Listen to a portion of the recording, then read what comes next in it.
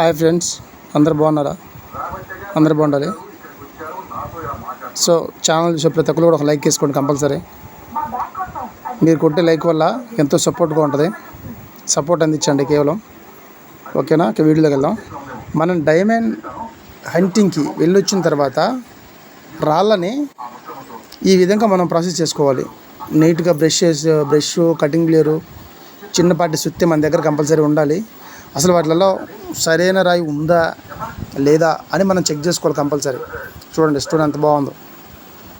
అట్లా అనువనువును చూసుకోవాలి జాగ్రత్తగా. ఓకేనా? అలా చూసుకుంటేనే మనం ఏది కూడా డైమండ్ ఉన్నా కూడా మిస్ అవ్వకుండా జాగ్రత్త చూసుకుంటాం. అంత నీట్గా క్లీన్ చేసుకోవాలి, జాగ్రత్తగా చూసుకోవాలి. ఓకేనా? మీరు కూడా వేటకెళ్ళి వచ్చిన తర్వాత ఇలా క్లీన్ చేస్తారా చేయరా కంపల్సరీ కామెంట్ చేయండి. మీరైతే నీట్గా అలా సరైన స్టోన్స్ని ఎన్నుకొని మరీ పక్కన పెట్టుకోండి.